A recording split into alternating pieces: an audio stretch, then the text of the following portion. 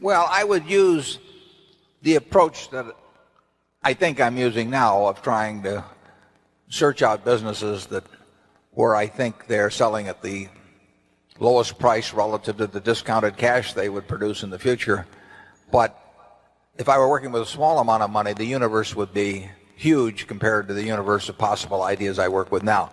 You mentioned that 56 to 69 was the best period. Actually, my best period was before that. It was from right after I met Ben Graham in early 1951. But from the end of 1950 through the next 10 years, actually returns averaged about 50% a year. And I think they were 37 points better than the Dow per year, something like that. But that I was working with a tiny, tiny, tiny amount of money.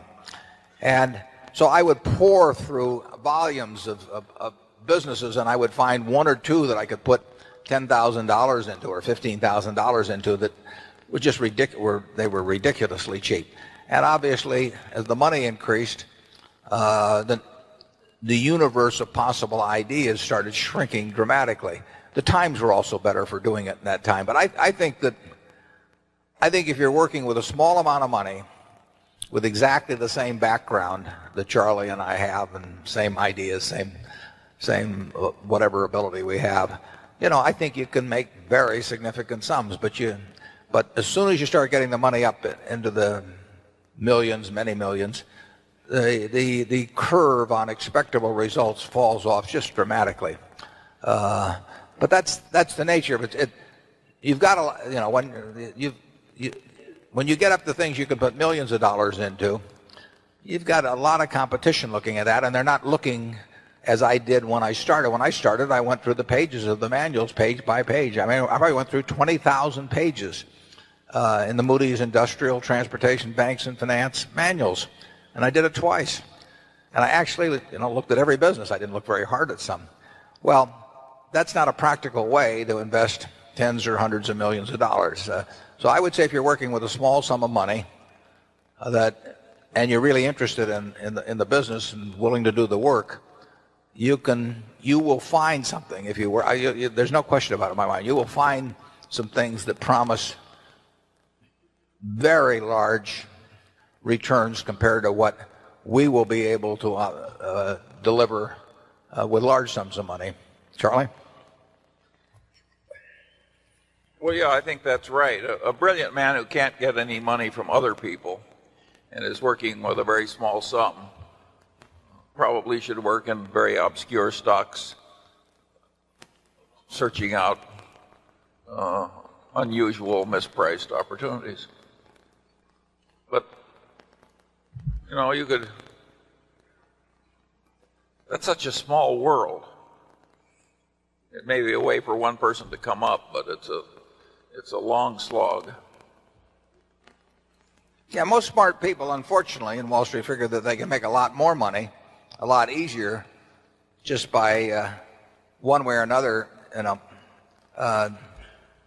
getting an override on other people's money or delivering services in some way that people. And the monetization of hope and greed, is a way to make a huge amount of money. And right now it's just take hedge funds. I mean, I've had calls from a couple of friends in the last month that don't know anything about investing money. They've been unsuccessful and everything else. And, one of them called me the other day and said, well, I'm forming a small hedge fund, 125 million he was talking about. Like the thought that since it was only 125 million, maybe we ought to put in 10 million or something of the sort. I mean, if you looked at this fellow's Schedule D on his 1040, for the last 20 years, you'd think he ought to be mowing lawns. But yeah. But he may get his 125 million. I mean, and it's just astounding to me how willing people are during a bull market just to toss money around because they think it's easy. And of course that's what they felt about internet stocks a few years ago. They'll think about something else next year too. But the biggest money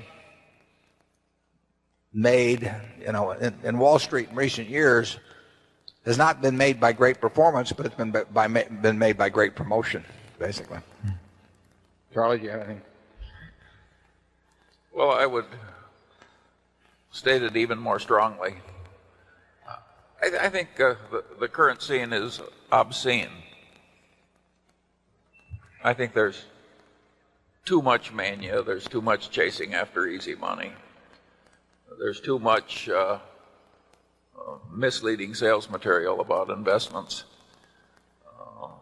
There's too much on the television emphasizing speculation in stocks.